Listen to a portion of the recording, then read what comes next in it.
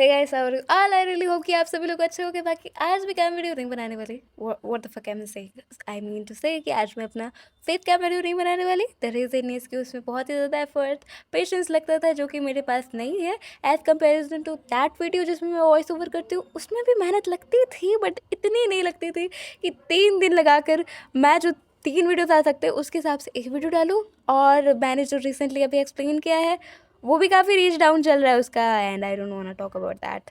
आज के जो मांगा एक्सप्लेन करने वाला वो काफ़ी ज़्यादा यूनिक है क्योंकि ये एक यांत्रिक मांगा रहने वाली है। ऑफ कोर्स हमें यहाँ पर ऑब्सेशन देखने को मिलेगा, पर टॉप से नहीं बल्कि बॉटम से, जो कि काफ़ी ज़्यादा ऑब्सेस्ड है हमारे टॉप से। तो स्टोरी की शुरुआत ही हो जाती है स्टॉकिंग से। I am not talking about you.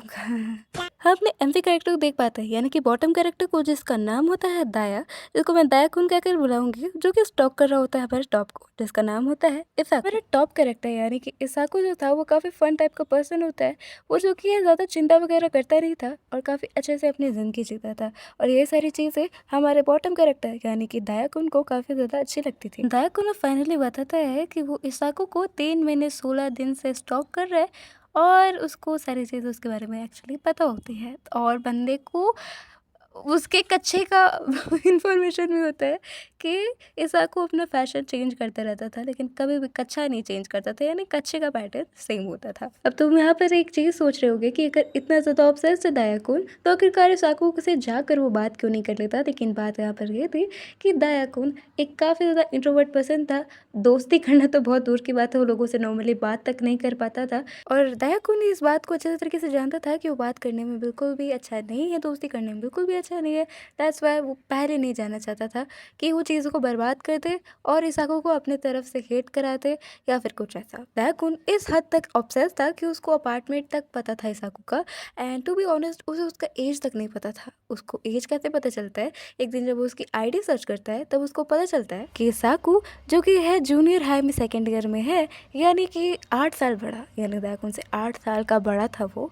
और इसके हिसाब से 28 हुई उसकी। दायाकुन को ये तक पता था कि इसाकू का फेवरेट डिश कौन सा है, कब कब क्या क्या वो करता है। पर यूँ ही कोई ऐसा पर्सन जिसको फ्रेंड्स बनाने में काफ़ी ज़्यादा डर लगता है, वो ऐसे जो ही किसी से भी ऑब्सेस्ड नहीं हो जाएगा, राइट। बेसिकली यहाँ पर होता कुछ ऐसा है कि दायाकुन एक इंडिपेंडेंट लड़का था। वो रात को जो कि ऐसे ही पार्ट टाइम जॉब किया करता था, अपना सारा काम वाम ख़त्म कर कर, यानी कि पढ़ाई लिखाई। वो जो कि लोगों से बात नहीं कर पाता था उतना अच्छे तरीके से, इसलिए वो बोरिंग वेटर भी कहलाता था। एक दिन इसी तरीके से वो जो कि ये काम कर रहा होता है, एंड ये सारी चीज़ें हमें फ्लैशबैक की दिखाई जा रही है। एक बार हम लोग देख पाते हैं इसाकू को, जो कि काफ़ी ज़्यादा चिल टाइप का पर्सन था ऐसे ही। लेकिन दायाकुन ये सारी चीज़ें अट्रैक्शन उसकी नहीं खींचती। पहली बार में ऐसे देखा जाए तो दोनों का कुछ ऐसा ठीक था नहीं। दायाकुन पहली बार में जो कि इतना अट्रैक्ट नहीं हुआ था इसाकू की तरफ। दायाकुन बहुत ही इंट्रोवर्ट होता है एंड लोनली भी होता है, इसी वजह से वो जो कि लोगों से आई कांटेक्ट तक नहीं कर पाता था, लाइक सीरियसली। और उसके बाद उसे जो कि है बियर सर्व करना था, इसी वजह से वो जाता है उस तरफ। लेकिन यहाँ पे जो लड़के होते हैं कुछ, वो उससे कहते हैं कि तुम एक माइनर हो, राइट। तभी यहाँ पे दायाकुन बताता है कि नहीं, वो एक माइनर नहीं है बल्कि उसकी एज 20 है, जहाँ पर ये लोग के लिए थोड़ा मुश्किल होता है क्योंकि काफ़ी यंग दिखता था दाया। अब ये लड़के कहते हैं you are not a minor so you can drink with us. वो लोग उसे बार बार फोर्स करते हैं कि वो उसके साथ पी ले। दायाकुन कहता है कि वो अभी भी ड्यूटी आवर्स पे है तो वो ड्रिंक नहीं कर सकता, लेकिन ये लड़के मानते नहीं हैं। तभी यहाँ पे इसाकू आ जाता है और फिर वो कहता है कि अकेले ड्रिंक करना काफ़ी बोरिंग होता है, आई नो, बट अगर तुम्हें ड्रिंक करना है तो तुम मेरे साथ कर लो, राइट। और यहाँ पे दायाकुन सेफ हो गया था। यहीं से ऑब्सेशन का सिलसिला शुरू हो जाता है। दायाकुन अपने मन में सोचता है कि इसने मुझे बचा लिया, इसका नाम क्या है। और ऐसा फर्स्ट टाइम था कि दायाकुन किसी के प्रति यानी किसी के मूवमेंट की वजह से बटरफ्लाइज अपने स्टमक में फील कर रहा था। उसे नहीं पता होता कि आखिरकार ये फीलिंग है क्या। लेकिन जब तक वो घर पे पहुंचता है and while he was masturbating, तभी उसे इसाकू का चेहरा याद आता है। तब वो फाइनली कंफर्म करता है अपनी फीलिंग को कि वो इसाकू को पसंद करने लगा है। ऐसा कभी भी नहीं हुआ था कि दायाकुन किसी को इमेजिन करते वक्त जो कि मास्टरबेशन कर रहा था। एक ही फर्स्ट टाइम था जब वो ऐसा कर रहा होता है एंड फीलिंग्स को कंफर्म करना काफ़ी ईजी हो गया था। अगले दिन दिन भी इसाको जो कि है बार में आता है। इसाको अक्सर ही जो कि है बार में आता था जहाँ दायाकुन काम करता था, तभी से उसे एक अर्ज हुई कि मुझे इसके बारे में और जानना है। तो यहीं पे हमारा फ्लैशबैक एंड होता है एंड फाइनली अब हम समझते हैं कि आखिरकार क्यों दायाकुन जो कि इतना ज़्यादा ऑब्सेस्ड है। और यहीं पे हमारा जो कि है प्रेजेंट टाइम आता है जहाँ पे हम लोग देख पाते हैं कि रोज़ की तरह अपना hobby I mean to say कि दायाकुन जो कि स्टॉक कर रहा होता है इसाको को। एक बात तो बताना भूल ही गई थी, हमारे दायाकुन ने जो डेटा कलेक्ट किया है उसके हिसाब से इसाको को जो कि छोटे बच्चे एंड कैट्स काफ़ी ज़्यादा पसंद है। उसे नहीं बल्कि कैट्स उसे पसंद करती, बच्चे भी उसे पसंद करते हैं। इसाको अपना मस्त फन करे जा रहा था लेकिन हर एक छोटी सी छोटी एक्टिविटी पे दायाकुन उस पर नज़र रख रहा था। अब इसाको जो कि अपने घर की तरफ बढ़ने लगता है और सच कहा जाए तो दायाकुन अपने काम में एक्सट्रीमली एक्सपर्ट हो गया था क्योंकि दायाकुन को एमिनो से इसाको को पता तक नहीं चलता था कि उसका कोई पीछा कर रहा है। अब यही बीच में जो कि एक गड्ढा होता है जहाँ पे बारिश का पानी इकट्ठा हो गया था। अब यहाँ पे जो इसाको था वो तो उसे कूद कर लांग कर चला जाता है, लेकिन यहाँ पे दायाकुन था तो वो धीरे धीरे जाने लगता है। तो यहाँ पे एक बहुत ही बड़ा सा ट्रक आता है जो कि गुजर कर जाता है और पूरा दायाकुन गीला हो जाता है। पर इसाको उसके मुंह पे घुस गया था और ये चीज़ देखने के बाद वो काफ़ी ज़्यादा डर जाता है। उसको ऐसा लग रहा था दायाकुन को कि हो सकता है इसाको ने उसे पकड़ लिया उसे स्टॉप करते वक्त, लेकिन ऐसा नहीं होता है। यहाँ पर कहता है इसाको, अरे तुम तो वाले बाहर से हो ना जहाँ पे मैं ड्रिंक करने जाता हूँ दायाकुन। और यहाँ पर दाया काफ़ी ज़्यादा जो कि इम्प्रेस होता है क्योंकि उसको नहीं लगता था कि उस जैसा बोरिंग नाम लाइक इसाको को वो बहुत ही ज़्यादा सुपीरियर दिखता था। लाइक उसका नाम कितना कूल है, वो कितना कूल है, वो कितने सारे फन एक्टिविटीज़ करता है। बट दूसरी तरफ दायाकुन अपने आप को काफ़ी बोरिंग पर्सन समझता था जो कि फ्रेंड्स तक नहीं बना सकता। प्लस वो समझता था कि उसका नाम काफ़ी डिफरेंट है तो वो काफ़ी ज़्यादा घट गया है। लाइक सिंपल भाषा में समझा जाए तो वो अपने आप को इनसिक्योर समझता था और दायाकुन ऐसा समझता था कि कोई भी उसको इतना ज़्यादा इंपॉर्टेंस नहीं देगा। लेकिन वो काफ़ी इम्प्रेस था कि दायाकुन का नाम याद है इसाको। इसाको यहीं पर जो कि इन्वाइट करता है दाया को अपने घर पे कहकर कि तुम तो पूरे गिले हो गए हो, मेरा घर आसपास के हैं बगल में है, तो चलो मैं तुम्हें कपड़े दे दूंगा वरना तुम्हें ठंड लग जाएगी। और यहाँ पे जो कि है अंदर ही अंदर बिग ट्रक को थैंक यू कह रहा होता है दाया को। इसाको के घर आने तक इन दोनों में कन्वर्सेशन भी कुछ कुछ होती है और उसके बाद जो कि है इसाको एक जेंटलमैन की तरह दरवाज़ा खोलता और कहता है कि पहले तुम जाओ फिर मैं जाऊँगा एंड आई लाइक दिस। अब दायाकुन जो कि है यहाँ पर देखता है कि कितना ज़्यादा फैला हुआ है घर, क्योंकि इसाको जो कि क्रिएटिव था दैट्स वाई उसका घर फैला हुआ था। इसी वजह से दायाकुन जो कि क्रीपी टाइप का एक्सप्रेशन बना रहा था जो कि तब भी मुझे पसंद आ गया है। I don't know why but मुझे पसंद आया। दायाकुन जब वो बाथरूम के अंदर होता है वो काफ़ी सारी चीज़ों को एक्सप्लोर करता है और यहाँ पे भी वो एक्साइटेड हो रहा था। Like okay I like it, I still like it. अब दायाकुन इसाको के कपड़े पहनकर बाहर निकलता है। He is looking so cute. Am I admiring too much? शायद हो सकता है। अब दोनों के बीचों में बात होने लगती है। बीचों में मेरी हिंदी इतनी कब से ख़राब हो गई वे।